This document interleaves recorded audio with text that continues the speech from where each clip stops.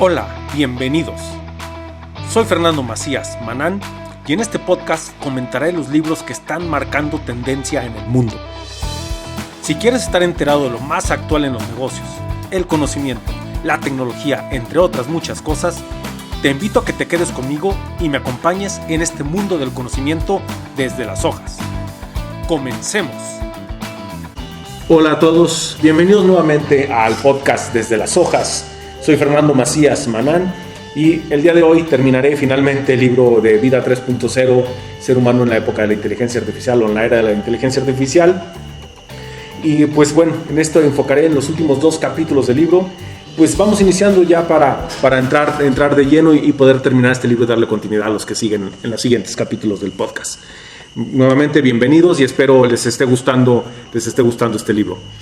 El capítulo 7, el siguiente capítulo se llama Metas y comienza con las siguientes 2 frases. La primera dice: el misterio de la existencia humana radica no solo en mantenerse con vida, sino en encontrar algo por lo que vivir. Fyodor Dostoyevsky, Los hermanos Karamazov.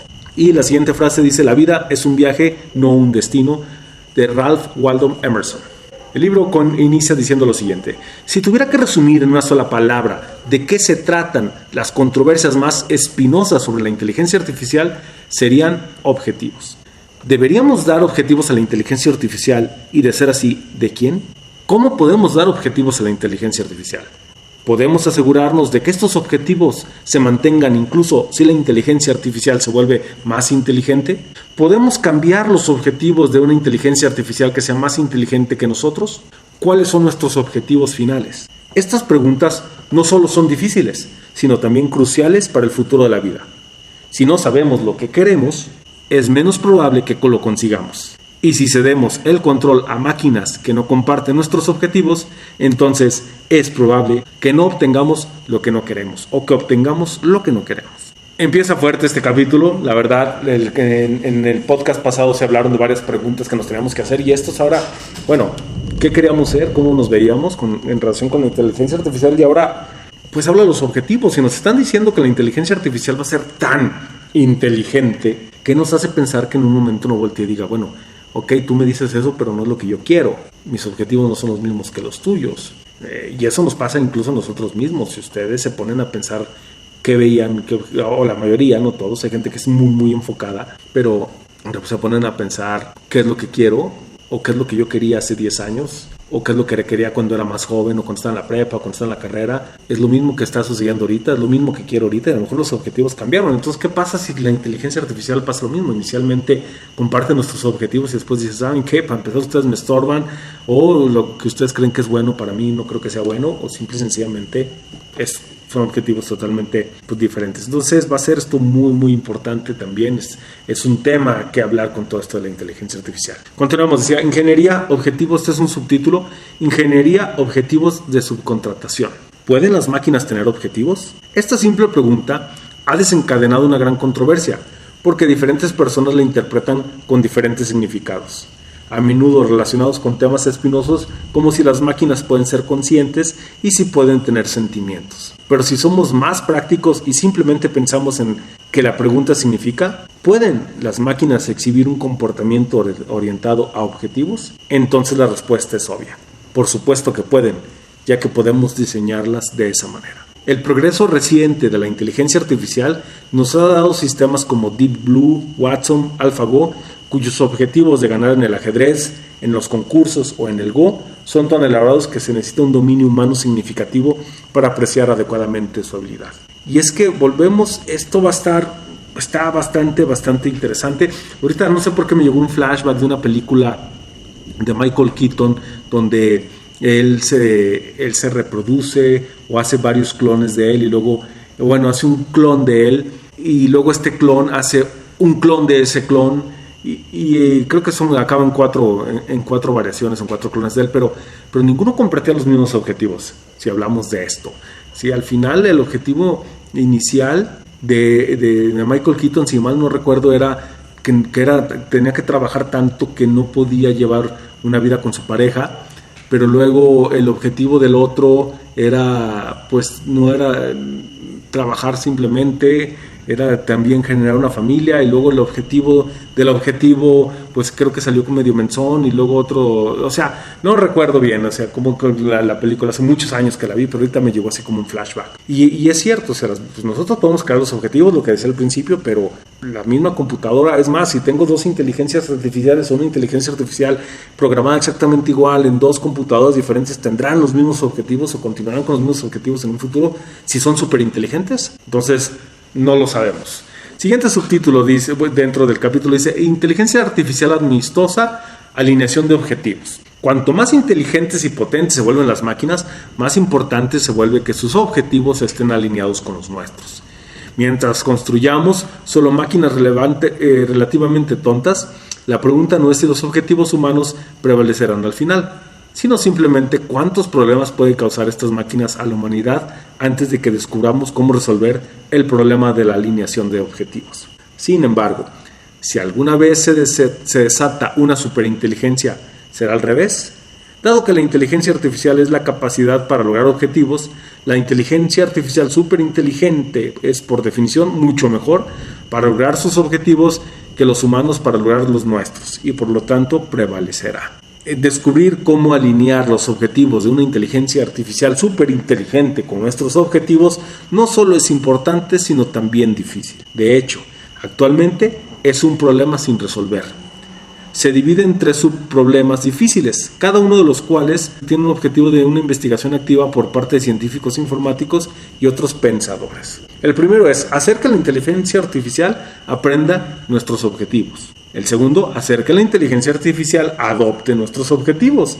Y el tercero, hacer que la inteligencia artificial conserve nuestros objetivos. Para conocer nuestros objetivos, una inteligencia artificial debe descubrir no lo que hacemos, sino el por qué lo hacemos. Los humanos logramos esto sin esfuerzo, que es fácil olvidar. Lo difícil es que la tarea para una computadora, y lo fácil es que se malinterprete. Si le pide a un futuro automóvil autónomo que lo lleve al aeropuerto, lo más rápido posible lo llevará literalmente. Llegará perseguido por helicópteros y cubierto de vómito.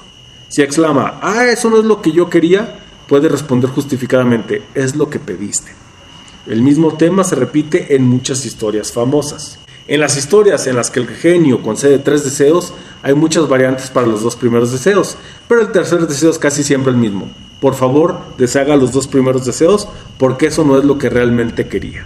Todos estos ejemplos muestran que para descubrir qué es lo que la gente realmente quiere, no puede basarse simplemente en lo que dice. Incluso se puede construir una inteligencia artificial para aprender cuáles son sus objetivos. Esto no significa que necesariamente los adoptará. Considere que los políticos menos favoritos, usted sabe lo que quieren, pero eso no es lo que quieren. Y aunque se esforzaron, no lograron persuadirlo para que adoptara sus objetivos. La inteligencia artificial es mucho más inteligente que tú y con suerte puede comprender tus objetivos a la perfección. Pero es posible que esto tampoco ayude, porque a estas alturas es mucho más poderosa que tú y es posible que no te permita cerrarla y reemplazar los objetivos más que tú. Bueno, esto es interesante porque, para empezar, ¿cuántas personas o cuántos de nosotros realmente tenemos nuestros objetivos muy bien definidos? Nuestros objetivos de la vida. Ahora, nuestros objetivos a esta altura son iguales a los que teníamos hace 10 años, hace 5 años, o serán iguales a los que tengamos en un futuro. Ahora, si ya logramos el objetivo por el que nos movíamos, supongamos un trabajo, ya lo conseguimos, dentro del trabajo yo creo que vamos a tener objetivos diferentes, o nuestro objetivo era tener una familia, ya la teníamos, ahora qué objetivos siguen, o nuestro objetivo era viajar, conocer una parte, y ya que la conoces, ¿qué sigues? Etcétera, etcétera. Entonces, ¿cómo sabemos cuáles son nuestros objetivos? Los objetivos están en constante movimiento, están en una constante evolución, porque nosotros como personas evolucionamos. Las inteligencias artificiales va a ser lo mismo. ¿Y cuál va a ser el problema? Que alineemos una inteligencia artificial con nuestros objetivos.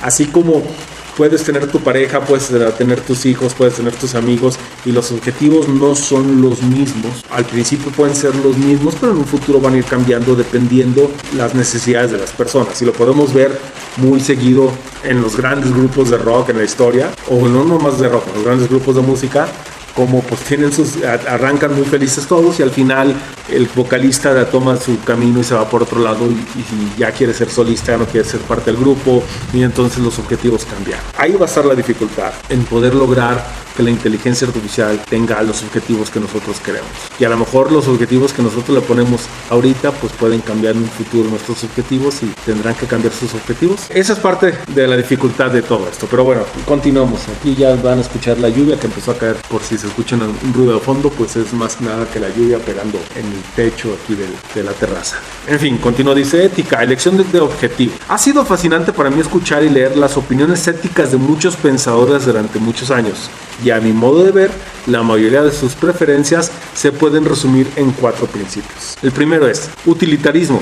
Las experiencias positivas conscientes deben maximizarse y el sufrimiento debe minimizarse. El segundo, diversidad. Un conjunto diverso de experiencias positivas es mejor que muchas repeticiones de la misma experiencia, incluso si esta última se ha identificado como la experiencia más positiva posible. Tercero, autonomía. Las entidades o sociedades conscientes deben tener la libertad de perseguir sus propios objetivos a menos que esto entre en conflicto con un principio primordial. Y el cuarto es el legado. La compatibilidad con escenarios de la mayoría de los seres humanos de hoy se verían como felices. La incompatibilidad con los escenarios que esencialmente todos los seres humanos de hoy se verían como terribles.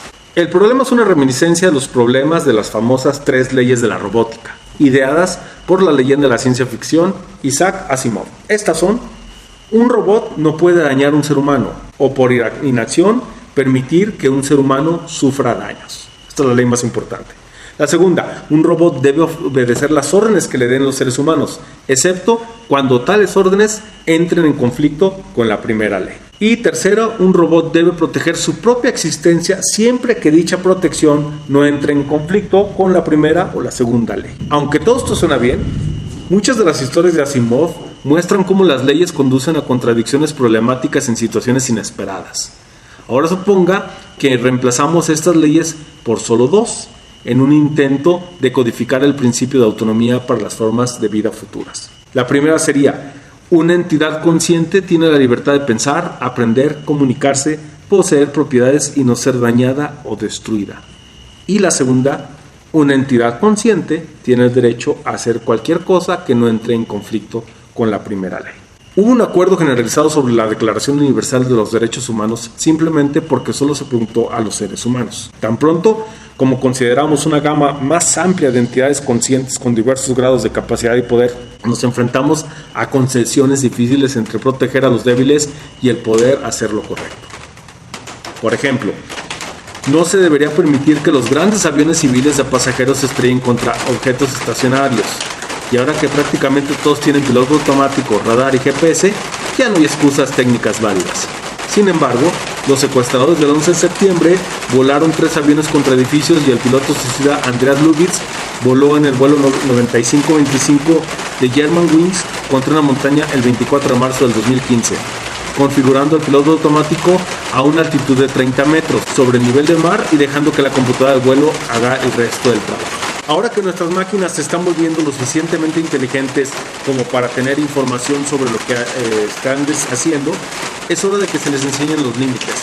Cualquier ingeniero que diseñe una máquina debe preguntarse si hay cosas que pueda, pero no que deba hacer, y considere si existe una forma práctica de hacer imposible que un usuario malintencionado o torpe cause daño.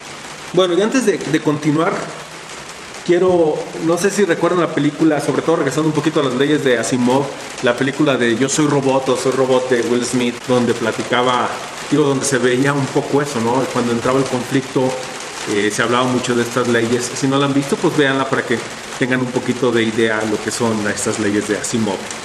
Es una película interesante que cada vez se ve más real, o que se ve más factible que pueda suceder. Continuar, dice, objetivos finales. Este capítulo ha sido una breve historia de metas. Si pudiéramos ver una repetición rápida de nuestra historia cósmica de 13.800 millones de años, seríamos testigos de varias etapas distintas de comportamiento orientado a objetivos. Primero, la materia aparentemente destinada a maximizar su disipación. Segundo, la vida primitiva aparentemente intenta maximizar su replicación. Tercero, los seres humanos no persiguen la replicación, sino objetivos relacionados con el placer, la curiosidad, la compasión y otros sentimientos que habían desarrollado para ayudarlos a replicar. aplicar. Y la cuarta, máquinas construidas para ayudar a los humanos a perseguir sus objetivos humanos. Si estas máquinas eventualmente desencadenan una explosión de inteligencia, ¿cómo terminará finalmente esta historia de objetivos? ¿Podría haber un sistema de objetivos o un marco ético al que converjan casi todas las entidades a medida que se vuelve cada vez más inteligentes? En otras palabras, ¿tenemos algún tipo de destino ético? Con esto se termina este capítulo.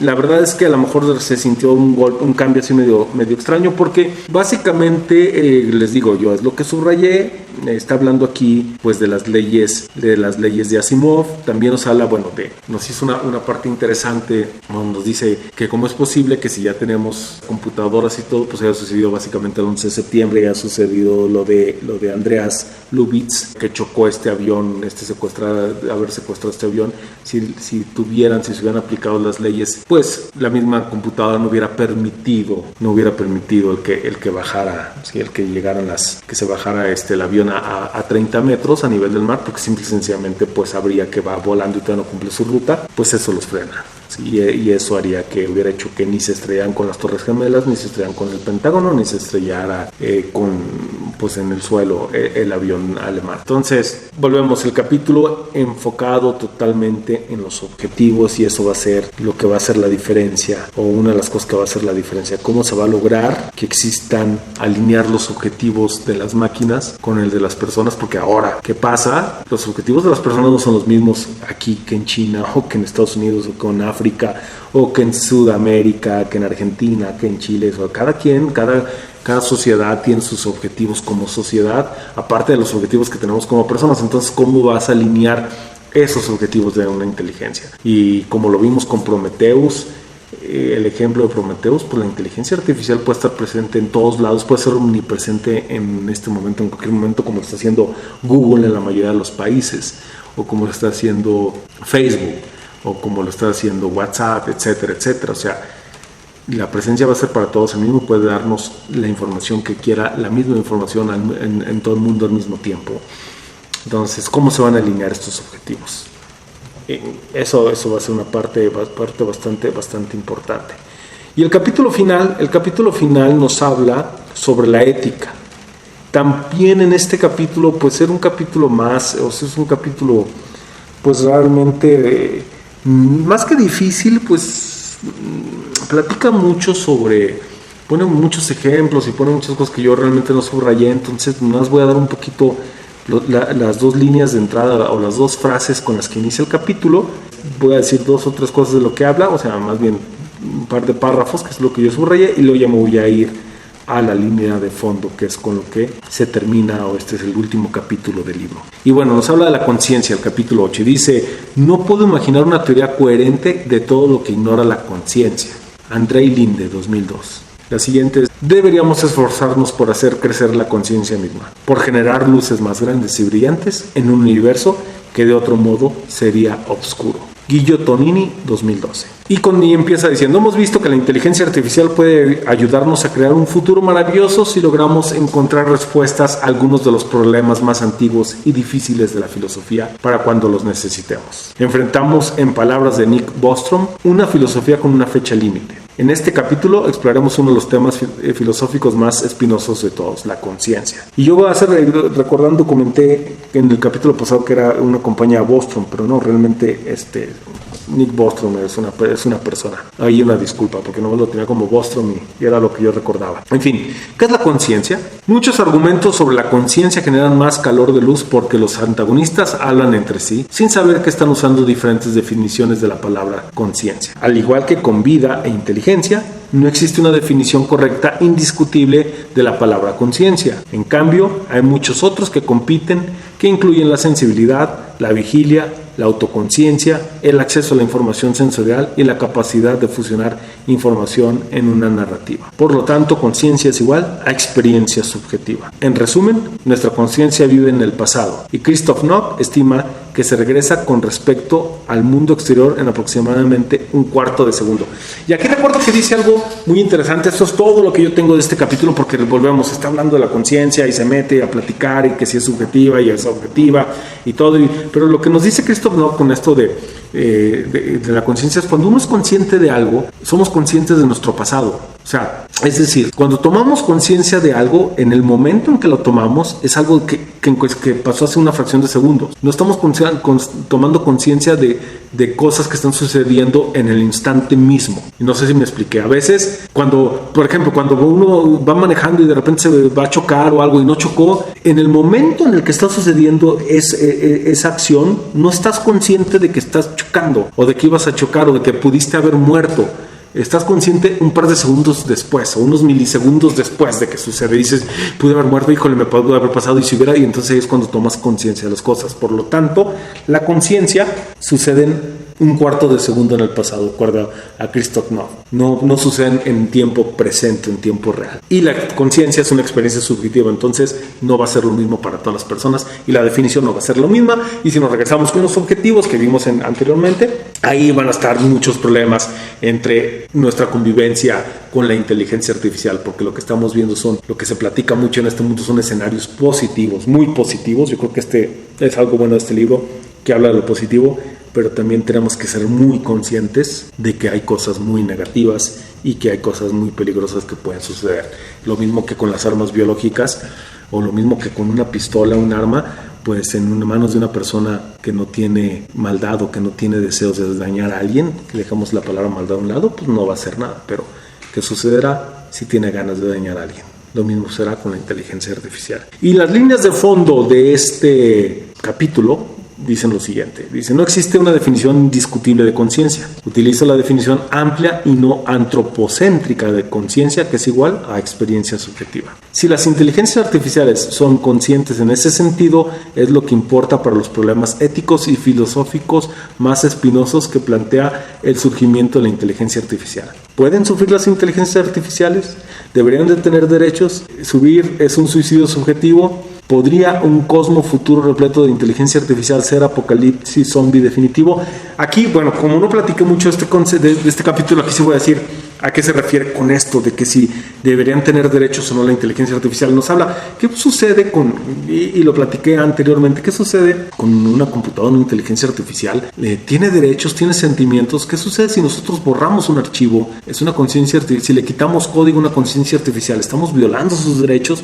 Se meten cosas bastante pues interesantes, bastante escabrosas para muchos, que serían para una buena tarde de café o de copas no, porque a lo mejor acaba uno golpeándose, pero de café para que sea menos violenta la cosa. No, sobre todo es esto, ¿no?